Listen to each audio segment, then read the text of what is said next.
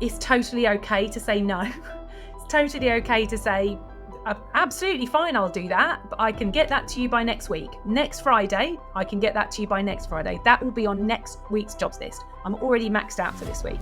We want them to be happy, and we want them to grow up to be well-rounded, decent adults who do look after themselves, and we want them to have all these wonderful things. But actually, are we showing them the right way to do that?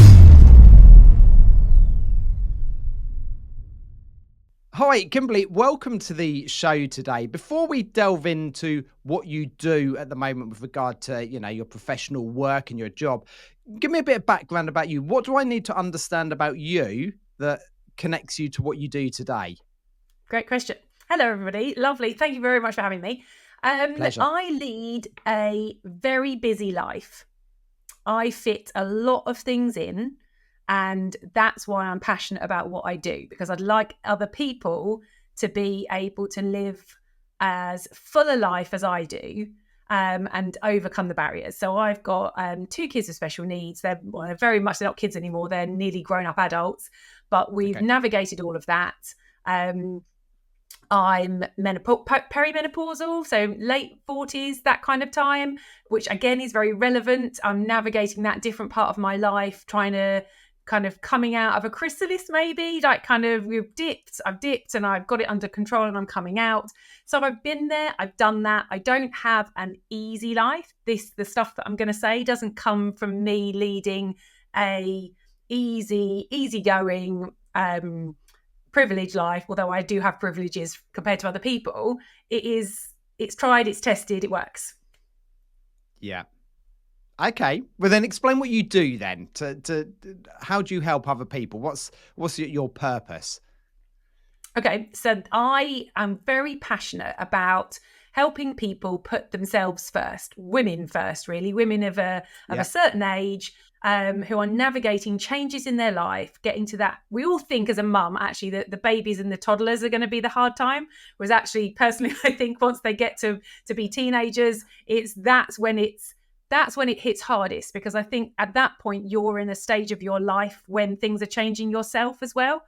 So therefore, then it's harder to kind of fit all of those things in. And I'm very passionate about empowering women to put themselves first and put their well-being first, front and central. Now, here's the thing. Lots of people will go, finish that sentence with, oh, yes, the whole put your oxygen mask on first to help other people's analogy. And I say, yes, there is that.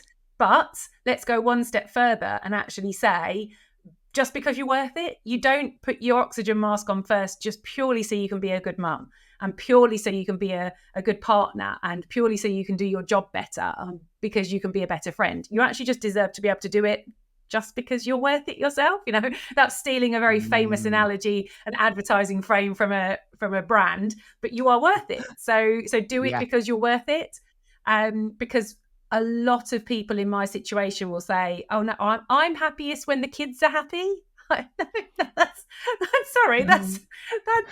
It's nice to think of that, but come on, there's got to be more to life than that, than just sitting and watching your kids be happy. It's nice, but we deserve more than that. I guess it's having your own identity, because a lot of people, and certainly women that, maybe buy into that. My identity is as a mum, and I'm bringing up these children, and then suddenly the children are maybe less dependent on you, but you've attached your identity to bringing them up. Your body's changing, all of those things you're mentioning, but it's having your own identity that regardless of everything else that's I'm still me.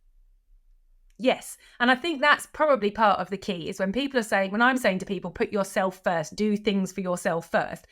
A lot of people are floundering because they don't know what to do, because they may have changed friendships in this time as well. Like when your kids are coming out of primary school and going into secondary school, then you lose the whole school mum friendship thing sometimes, because you're not at the school gates.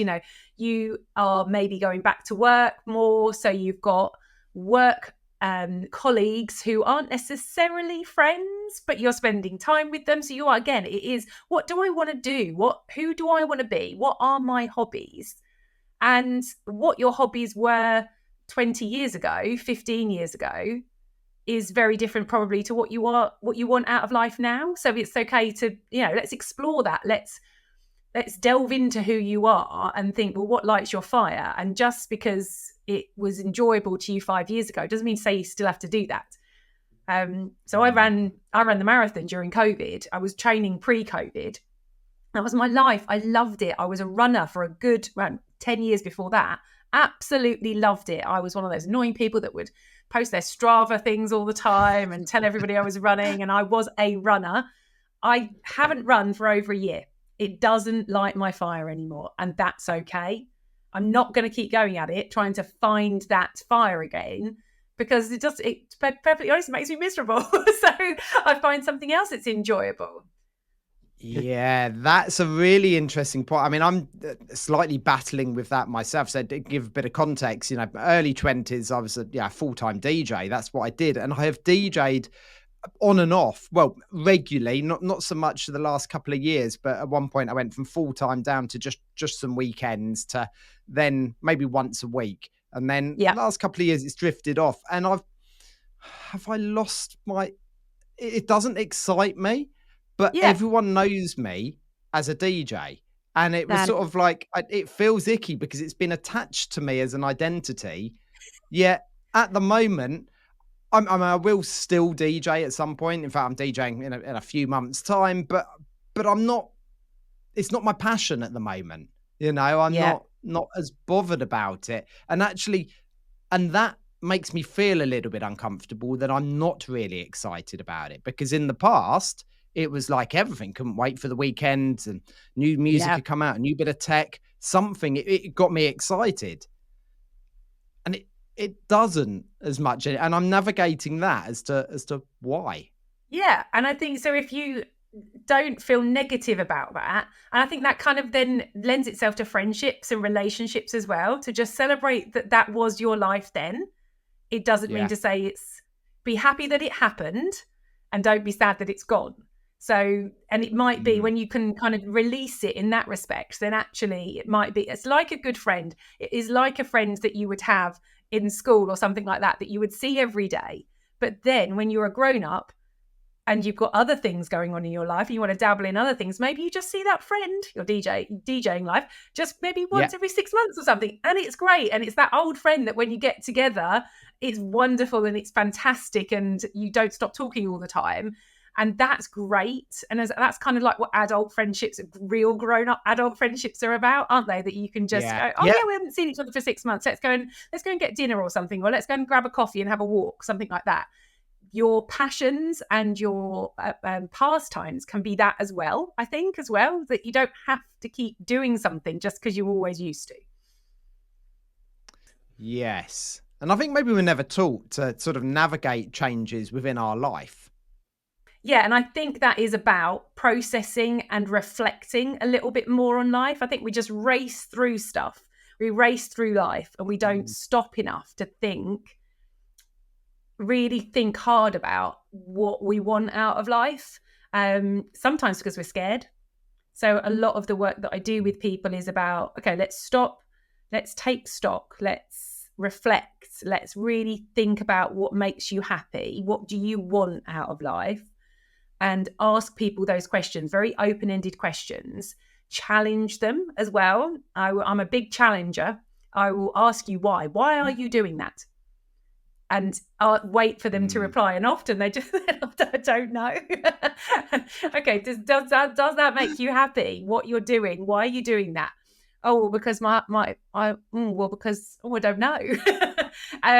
So that I think we need to do that more. We need to stop and reflect and stop racing through life. And a lot of the work that I do is about that, is about working with people to reflect on what's happened, go to the hard places in your head that you don't want to sometimes look for and look in, because you're a little bit scared. I'm not a counsellor. I'm very upfront about that. I'm not a therapist. I'm not a counsellor. But I can help you ask the questions of yourself and then help you navigate the answers and help you. I'm more of a practical solutions person. All right. So if you came to me and said, okay, well, I'd like to be able to spend more time doing things for myself, then we'd sit down and we'd go through, well, what does make you happy? What would you Yeah. like to do? What do you look at with other people and go, oh, I'd like to do that? Where can we make time in the week for that to happen? Because that's the other thing as well, is when do you do this? It's all well and good me saying you've got to make time for yourself, but you've got to then work on the practicalities of making time for that. So I'm more of a solutions-based person rather than a going deep in your head. We've got to do that deep work first, because we've got to know what we're trying to fit into the week, and we've got to try and work out why the week is scheduled the way that it is. But then when we've got all of that in front of me, then I can say, right, okay, we can change this, we can change this. And if we make these changes, then that's where you come in and we can make a real difference to people's lives. Do you find when you ask people, what do you want to do and things like that, that actually the first answer they come out with is almost just an immediate response? It's almost like programmed to say, this is what I enjoy. And it's not Yes. actually, because actually I think we all just answer to not play at lip service, but just what we think we should answer rather than fully understanding. And do you think that comes from a place of fear, because you're not actually quite sure what your purpose is, what you're doing here, where you should be going, what you enjoy? Yep.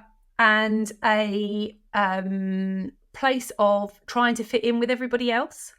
So I think a knee-jerk reaction. So like if we said that to people now, like what if I was going to say to you, what would you like to do more of? And actually sit with that sentence for a minute. The first thing many people would come in with is spend more time with my family. Yet, actually, when you speak to people, what do they say? They say their kids are driving them up the wall, their husband's annoying them, their wives annoying them, their partner's annoying them. And actually, what they actually want is escape. They don't want to spend more time. They want to be happier. And they think that that's the ideal, because that's what we see on social media. And there's so much talk about that, isn't it? This, everyone's show reels of social media, only posting happy things on social media. You're looking around at other people and you're thinking that everyone's had a lovely, perfect weekend and that's what you want. Yeah. Whereas that's not achievable, because that's not real. That's not what's happening. And I do post a lot of real stuff on social media, on Facebook, on Instagram, on Twitter. I talk about things that have gone wrong in the day. I talk about why I'm stressed. I talk about why I'm unhappy as well as I'm happy.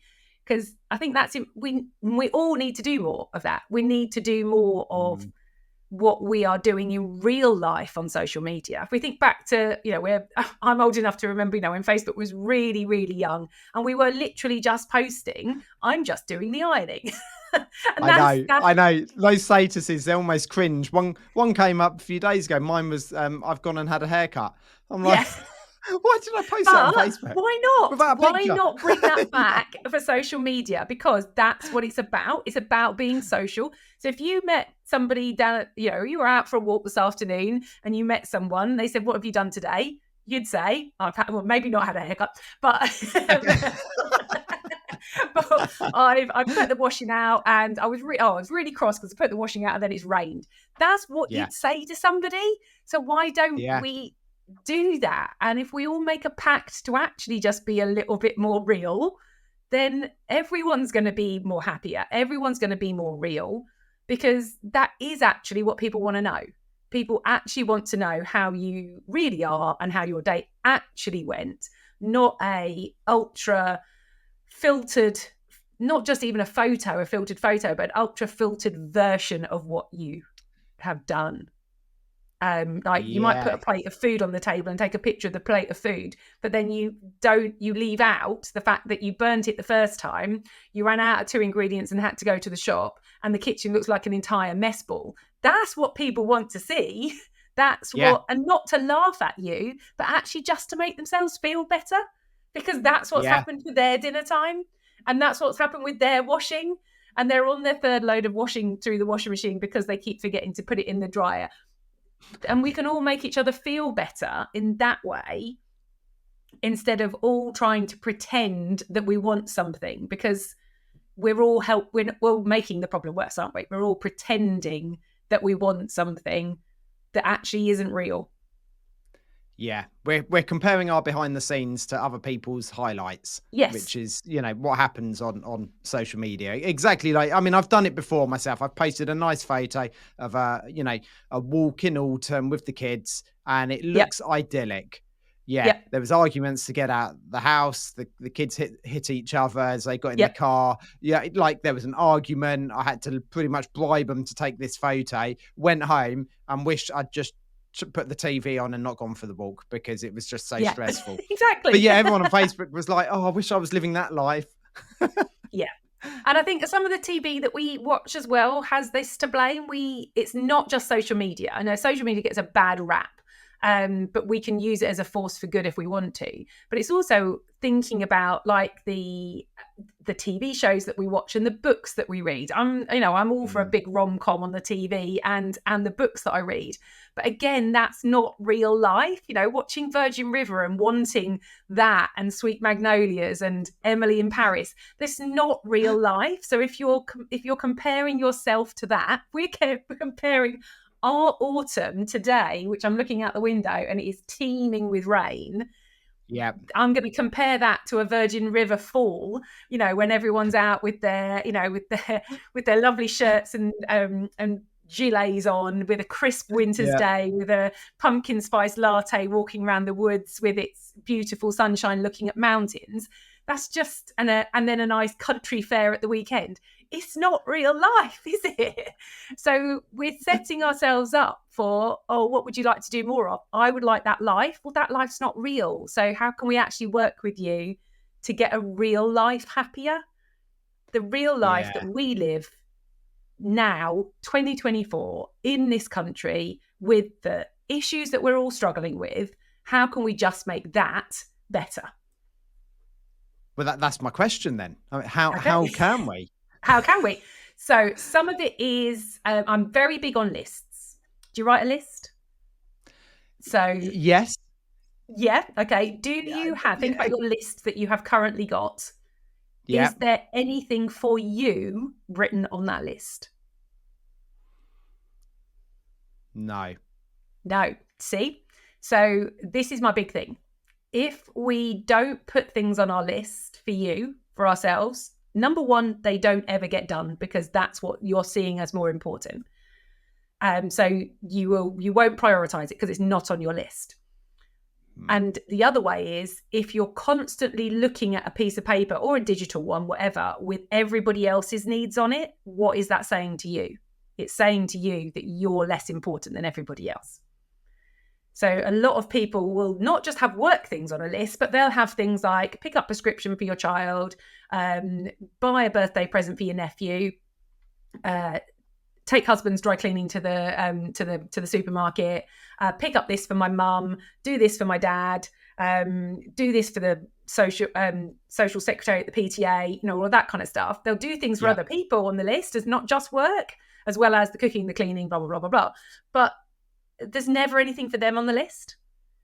So my new system of doing a list is it's called a show list. It stands for self, home, others, work. And that's the order that you write your list in. So you start your list with writing some things down this week you are going to do for yourself.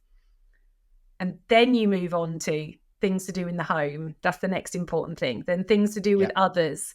And then at the bottom, work. And of course, work is important because work enables us to do the nice things that are at the top. But unless we put it down at the bottom where it belongs, it's always going to take precedent over self. It's always going to be the thing that you do first. And it's about shifting that balance, about getting people to think that you're important and you come first. And actually, you as a person come first before your partner, before your kids, before your parents, before your friends. You come first, and then everything else slots into place. Yeah. I mean, that is so important, and I can see the real benefit in that. I think, lots of us have perhaps, whether it's our feeling of our self-worth belongs to the things that we do for other people, and particularly for business owners, you feel like your worth relates to the work that you do. But again, that's for other people. Yep. And we're not putting enough on ourselves. No, absolutely. And volunteer work and things you do for other people, it does make you happy. That's a tried and tested thing. 5 ways to well-being. Volunteering doing things for other people is known, proven to help your well-being. Absolutely, it is. But we have kind of gone a little bit too far with that, and we spend and that it kind of holds hand in hand sometimes with your self stuff. So things that I do enjoy, I choose to do volunteer work because I enjoy it, not just because I Yeah. want to give back, but I think it's that shift is, why are you doing it? Are you doing the volunteer work? And we'll come on to business stuff in a minute. Are you doing the volunteer work or the helping people, even if it's just helping a friend or helping a neighbor? Are you doing it for the right reasons? Are you doing it because you think you should do? Are you doing it because it genuinely makes you happy? Are you doing it to make other people happy? If you're doing it just to make other people, you've lost the self-worth bit of it. So if you're doing the work for other people and you're not getting any benefit out of it, it's kind of not for your well-being at the end of the day. Yeah, that's a really interesting point about why you're doing it. Someone once said to me, I mean, I was trying to post lots of fairly motivational content around people looking after their mental health and things you can do to improve your mental health. And I was doing lots of that at a time when my mental health was probably the lowest it's been for a long time. Yeah. And partly I was speaking to me, but people were like, why are you worried about everyone else's mental health? Like, Yes. look after your own. And it's sort of like I don't want to deal with mine, but I want to prevent other people feeling like I do. Yes. Does that sort of make sense? Yeah, absolutely. And that, in a way, it should therefore somehow still have some benefit to you. But if you're prioritizing that over things that are just beneficial to you, it's going to make you stressed. And it's, particularly those kind of things, you're going to then be stressed about, I need to find another 5. I've got 5 days left in the week and I need to find 5 motivational quotes, and then it becomes, it's not something for your well-being. It's actually work, isn't it? And that can help, that can be involved with any kind of charitable, volunteer, or anything kind of friends kind of work, that if it was genuinely making you happy to say to your friend, I'm going to pick your kid up every Tuesday, that's absolutely fine. Of course, I'll bring them home from Cubs. I'm there anyway, so I will do it for you. Absolutely no problem. Because actually, to start with, it genuinely felt lovely to be able to do that. And it was nice. And you were having nice chats in the car and it was keeping your kid happy.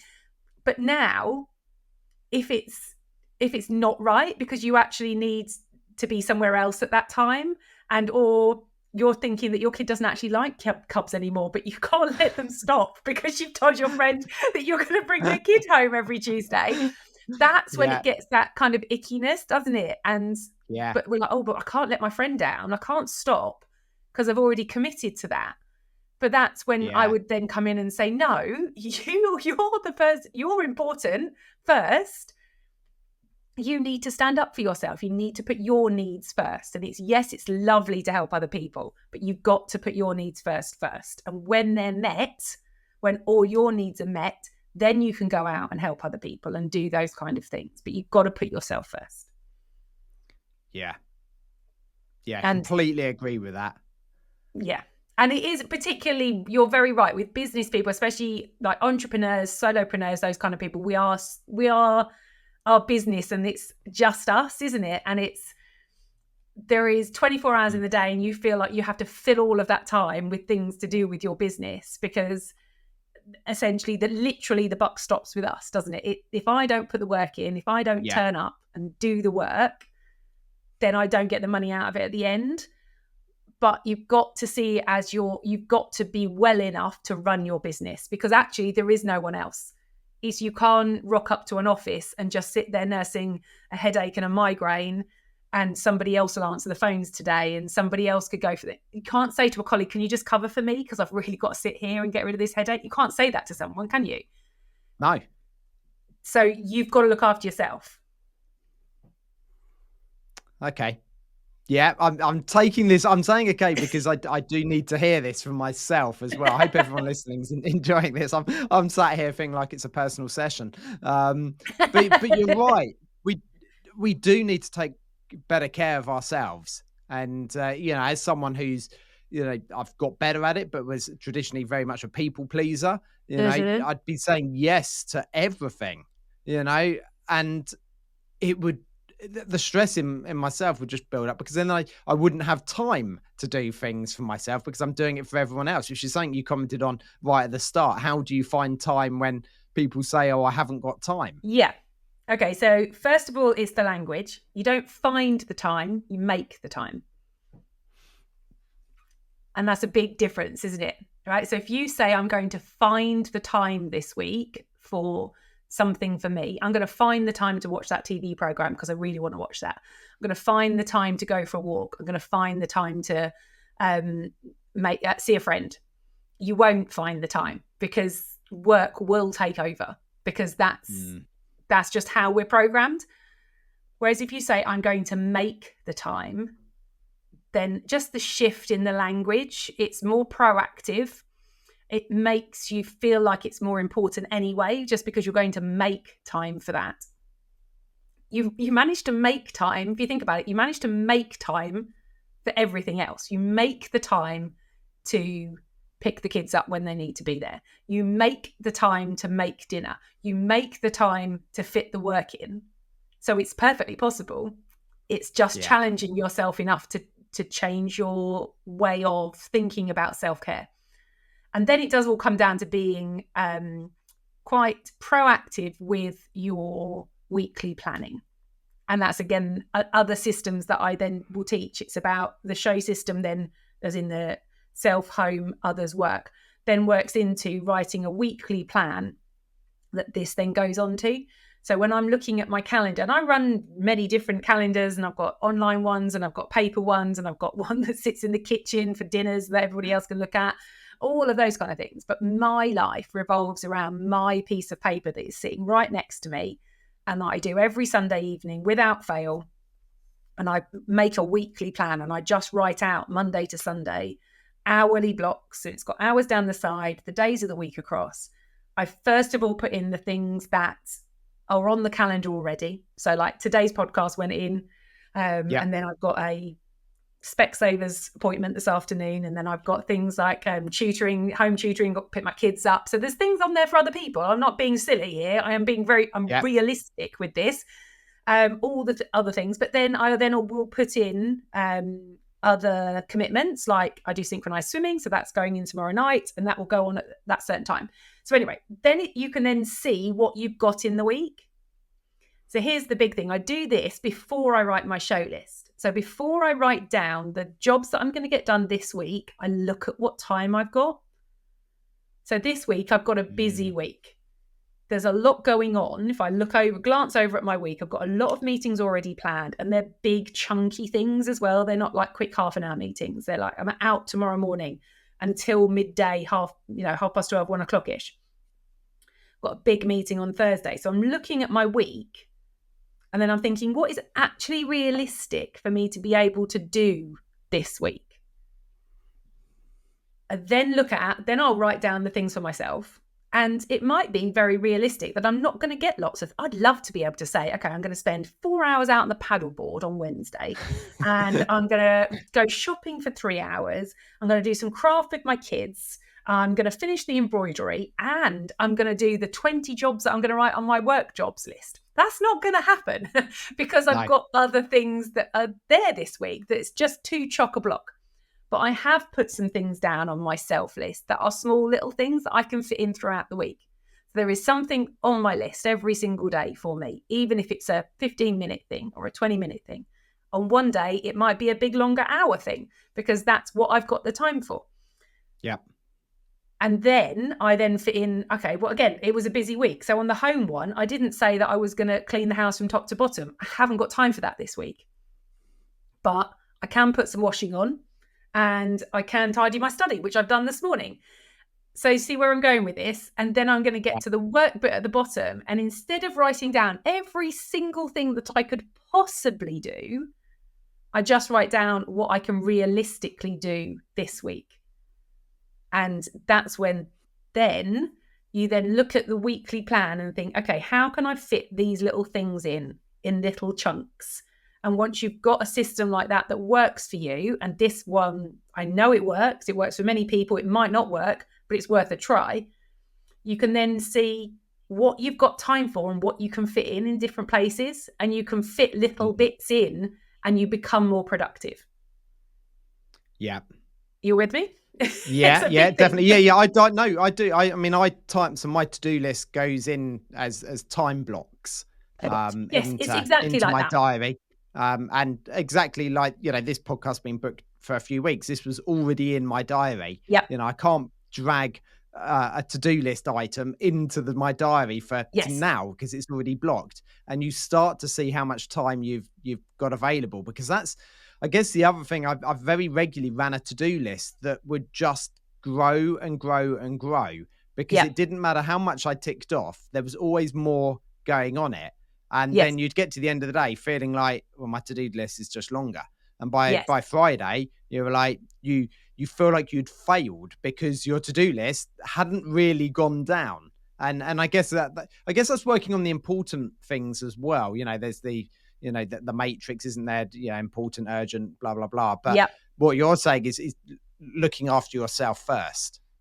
Yes, because that then it does, and it is an old cliche, but it works. Like if you are waking up in the morning rested because you've had a happier day the day before and a less stressed day the day before because you've looked after your well-being, you are going to be able to deal with today's better, and you are going to be able to get on with today's work better and get through the workload quicker. If you are writing things down in a way as well, because being very specific about your jobs list as well really helps, and that will help you be more productive. That's the other thing, is if you just write something down, finished project, for instance, we're really bland, but so many people will write that on their list. Finished project. Like for instance, yours might be upload podcast. Now there is many steps, I'm guessing, but after you finish, when you press stop on here, knowing that I run podcasts as well, there's many steps that you've got to go through before you can say ticked that off. Yeah. Now, if you have got, after we've finished, for instance, if you've got a half an hour block when we've finished, you'd be thinking, I haven't got time to do that. I'm not going to do that. And then you'll get to this afternoon and go, oh, I've got another half an hour. I've got this meeting. I've got half an hour. Okay, super. I can crack on with the podcast. What have I got to do? Finish podcast. No, can't do that. Can't finish it. I need more than half an hour. So you're going to bump that to tomorrow. You're going to bump that to Wednesday, Thursday, until you've got 2 hours of whatever, however long it takes you. If you've broken that down on your jobs list of listen to podcast to check that it's okay. Number 2, edit podcast. Number 3, create image for podcast. Even if it is literally, that is going to take you 5 minutes because you've got a pre-formal one done and you just got to drag and drop my head in and, write all of those kind of things in. But that is a job within that list, isn't it? And then it's upload to YouTube, create social media post for it. I don't know, email it to Kimberley, whatever. Then that's all these little steps, isn't it? 7 steps before within that big chunk. And it wasn't even, you wouldn't even have said that that's a big job because that's something you just do a lot of, isn't it? But within that job, you've got 7 mini steps at least. So if you write on your jobs list all of those little 7 mini jobs, actually in the half an hour that you've got free this afternoon, you could probably tick 2 of those off. And then tomorrow in a half an hour block, when you've got a free half an hour, you can tick another 2 of them off. And then actually by Wednesday, it's done.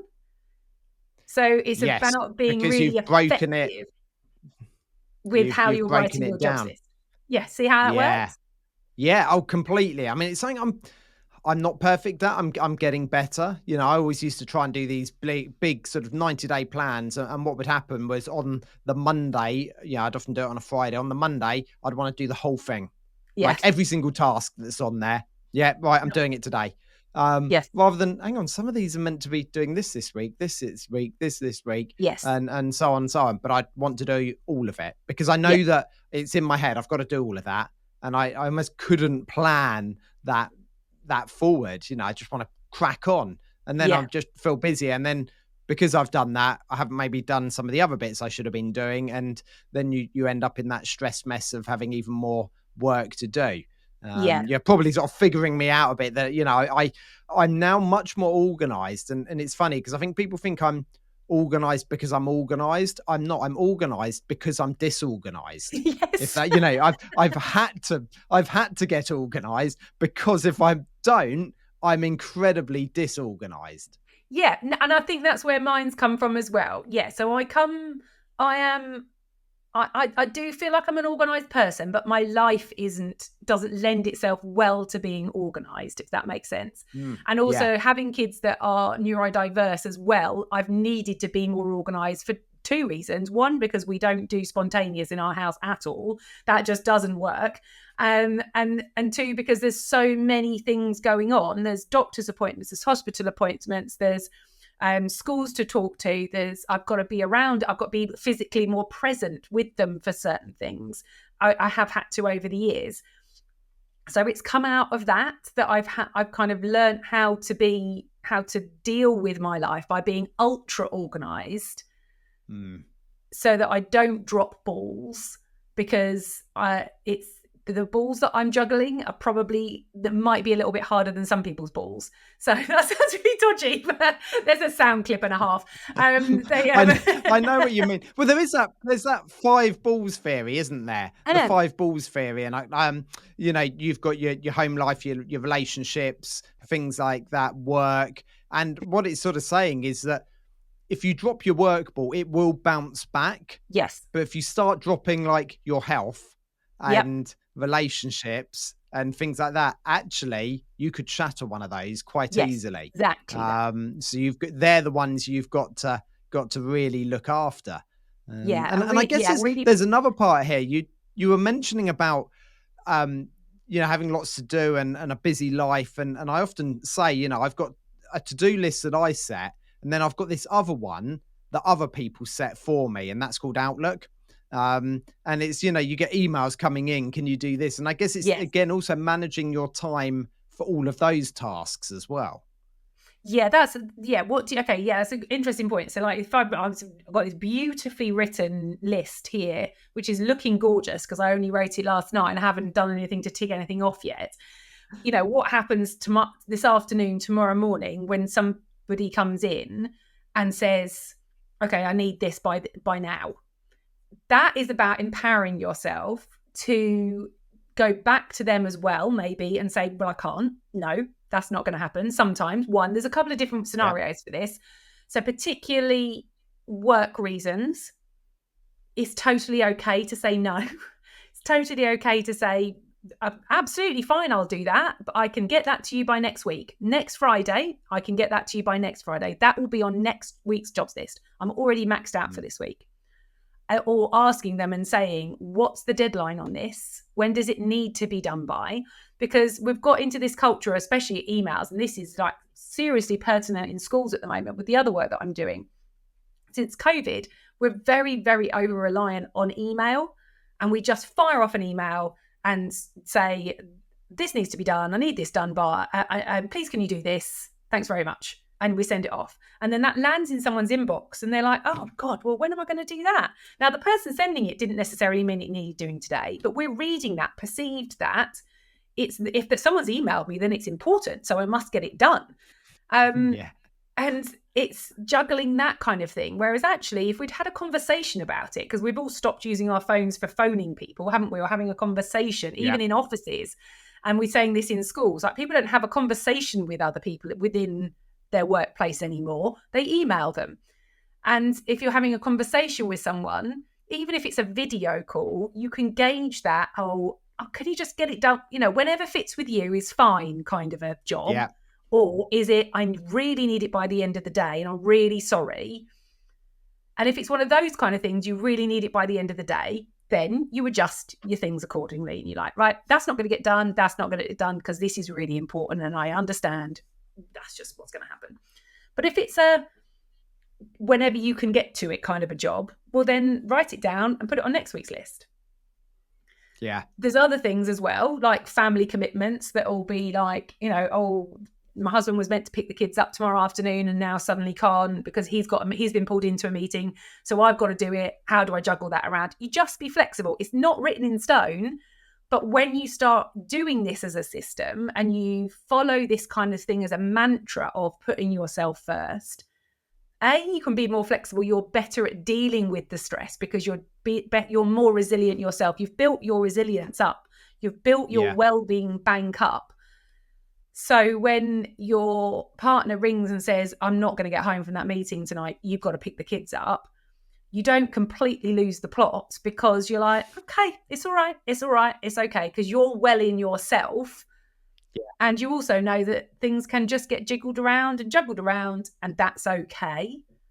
Whereas when we're in this heightened stress, if you're stressed and you're not putting your needs first and those things happen, they land differently. That email lands differently. That phone call, that text message just lands differently. And then it's a whole, oh goodness, oh my goodness, don't they not know how busy I am? And oh my goodness, this is going to be so stressful. And now my day's ruined. And it lands differently, doesn't it? Oh, completely. Yeah, and I've been in that situation. And again, I've got young kids, and there are times when I'm meant to be doing the school run and suddenly something comes up and I have to call on the missus, and vice versa. She's stuck at work, or, she Yeah. goes to leave and there's been an accident. Oh, I'm going to be late. I'm only 10 minutes away. Okay, I'll go. Yeah. And you just have to deal with these things, but Yeah. you need, I guess, some space within your body to deal with that extra little stress. Because if you've already, there's the stress bucket, isn't there, that lots of people Yeah. talk about. You keep putting stuff in, eventually it'll overflow. You've got to open the taps and let it out. And that's what you're talking about with regard to looking after yourself first, Yeah. ensuring there is some space in that bucket, so when something stressful comes in, because quite often I Totally. find the things that almost push me over the edge weren't that big a deal. No. It was the build up of all these silly Yep. things. Yeah.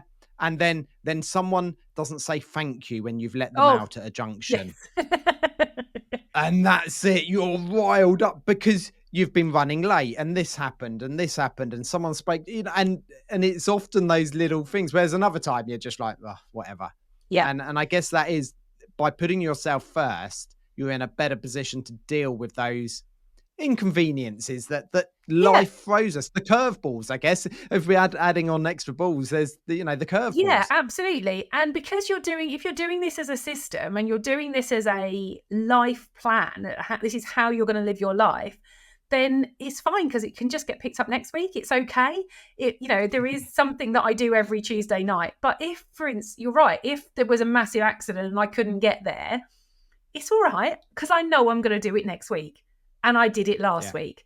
But if your self-care is so sporadic that it only happens every now and again, because you don't prioritize it, because you don't know how to prioritize it, you don't know how to make yourself happy. When those curveballs happen, well, then that's it, and then it just is hard to build back up again, because it wasn't ingrained in you, and it wasn't a habit. I guess it's healthy habits, isn't it? And habits, getting those habits in there. And if it's a habit, it's fine, because it just happens again the next day, or it happens again the next week. But if it's not an Yeah. actual ingrained habit, it's harder to pick it up when it has to stop. Yeah. Yeah, and I guess that's that beauty of planning those things. I mean, I've went to the gym first thing this morning, and I got my gym session in. I was up at 6, went to the gym, worked out, because you know in my head I'm going to have some time to go later on in the week, and I plan to go 3 times this week. Yeah. If for whatever case the rest of the week goes out of the pan and I don't go again, at least I've been to the gym Yes. this week. I've got it done. I've got it in the bank. I've You've got done that for some me. things done. Yeah. Absolutely. Whereas if I'd gone, well, actually, I don't have to go Monday morning. I'll go Tuesday or Uh, Wednesday, but get it booked in, but book it yes. in the diary as such. Book in the time Last with your night I'd diary. set my alarm. Yeah, absolutely. So book in these things with your diary. So there's kind of a couple of little points on that. So yes, absolutely. Let's go back to the diary bit. So then you put those things in your diary, and they are there as a meeting, and it is there, and it is as important as a work meeting, or a commitment that you've made to somebody else, or because it's a commitment to yourself at the end of the day, isn't it? My Yeah. husband said the same thing. Is, oh, I don't know when I'm going to run now, because it's getting darker, blah blah blah. And I was like, well, come on, I shouldn't be having to tell you this, but I'm going to tell you. You put a date in your diary, so you block out from 4:00 on a Thursday. Nobody makes a meeting from that time. You block it out in your diary. No one else can put a meeting in at that point. You've blocked it out. And then that's your time. And he's like, oh, yeah, okay. It's like, I really am to tell you this. But, sometimes we need somebody close to us to actually remind us to do this. The other pushback I sometimes get from people is, but I need, especially when we've got kids and there's other people involved in relationships and family commitments. And it's not just about having kids. It's about sometimes it's about having commitments with older parents as well. Let's make sure we're remembering that. But I can't do it at that time because then that would mean they don't get to do something. Well, that's okay. If actually, let's think about what we're teaching our kids, and we want our kids to grow up in a world, we want them to be happy, and we want them to grow up to be well-rounded, decent adults who do look after themselves, and we want them to have all these wonderful things. But actually, are we showing them the right way to do that? And this could be an entire podcast of its own, this, right? But actually, what example are we setting our kids when we are sitting down at the end of the day, exhausted, wearing clothes that are falling apart, trainers that have lost their laces, and we're eating leftovers because there wasn't anything else? Not that there wasn't anything else. There are genuinely people that are going to struggle with that. And this is me talking with privilege on my side here. I'm not talking about people who are genuinely struggling with money. I'm talking about putting your kids first all the time. Actually, what is that teaching them? If you're saying, oh, can you grab me? If you say to your kids, can you grab me my trainers? And they grab your trainers and they're old, grey, they were meant to be white, but they're grey, falling apart. And they're handing them to you, and then they're putting their trainers on and they're brand new £150 Nike trainers. What is that teaching them about your worth and how important you are? And then when they grow up, what are they going to think? Are they going to buy themselves £150 trainers, or are they going to do the same thing? And are we going to have this a repetitive thing? And this is a big mind shift for people. But actually, like you saying, you're going to the gym this morning at 6:00, that takes some doing. That takes not just you getting up, but the other things have got to happen for you to do that in a family scenario, hasn't it? Yep. That your partner has got to be able to, you're not just going to walk out the door and let the kids fend for themselves and things like that. No, your partner's got to do things. There's going to be things that she's got to take on, and the kids cannot do because you're doing that. But that's okay, because you're teaching them that dad's health and well-being is important. I'm going to the gym because it's important, because I value my importance. Now, if you were doing that at, Saturday afternoon, and they wanted to go out playing, blah, blah, blah, blah, blah, and you said, no, because I'm going to the gym, then what powerful message is that actually going to send to them, actually? Sometimes it's okay to say no to our kids. Like, no, we can't go to Gravity this afternoon. We can't go to Jump Park this afternoon because I've made a date with myself to go to the gym. And that's the time that we can do it because mum's here to do this and we've got to go out this evening to do this and you want to do that later. So no, sorry, that's not happening because I've made a date with myself. And yeah, their eyes will roll and they might slam the door and they might get a bit grumpy with you. But actually, what powerful message is that sending to them about how to look after yourself? And as they get older, they will take that on board. Now, I've kind of skirted around quite a large thing there, but I hope that kind of makes sense. No, completely. And that, I want my kids to see me working out. And I've worked out lots at home, and we've got equipment at home, and they know that health is important. And I want that to carry on. And actually, my eldest daughter now does a fitness class as well, and it is important. And you're right, doing things for yourself rather than just for your kids. You're actually doing it. The kids get the benefit of you doing it for yourself by them understanding that for when they grow into adults, because we all want to bring our kids up to be rounded adults that look after themselves. And showing them that there are hobbies out there, and showing them, it might be that you don't have the money to send them to the 4th club of the week because you're paying to go to a club. I'm going to go to craft club. That's going to cost me 10 quid. Now that means that I can't pay for my child to do something. And but that's okay. Like for me personally, my daughter would love it if I gave her enough money to have something from the school canteen every day instead of a packed lunch. Well, no, because if I do that, then I haven't got enough money to pay for my hobby. And that hobby is important to me. So I'm going to show my kids that it's important for me to spend money on myself. It's important to spend money, and it's important for me to spend time doing things by myself as well. So I am going to go out to craft club. I am going to go and do that floristry arranging course with my mum on a Saturday. I am going to go. It's not just about physical health. It's about mental health. And it's about that being around your kids doing things for yourself. Like, no, we're watching the TV. We have a thing of, once it gets to 8 o'clock, we sit down on the sofa, me and my husband sit down on the sofa and we watch TV for a couple of hours. And the kids will say, might come down and say, can you take me here? No, we've got half an hour left of a show. No, we've been waiting for this. We're 6 episodes in and we really want to find out who did it. No, I'll do it later. Or even a simpler thing of, can you do my hair? Can you plait my hair for me? Yes, but in half an hour because we're doing something. It's putting those boundaries. That's boundaries, really, essentially, isn't it? It's putting those boundaries in place, and it's leading by example to your kids to show that your well-being is important. And this is important to me and Dad to sit down and watch this together because we've invested a lot of time into this series, and we want to get to the end and see how it finishes off. So that's important, and it's tiny little micro moments like that. It's about it's not doing big things, it's doing little things very, very often. Yes. Yeah. The compound interest of those tiny little changes and interactions you have that are, setting them up, I guess, for the future. And it sounds like I'm saying no to my kids all the time. They do all sorts of wonderful things. And I've got the energy to take them to do all of these wonderful things. And we lead a very lovely life. And we are very busy. There are lots of lovely things that we all do together. We do together as a family, as a 4. We do together as 2s and 3s.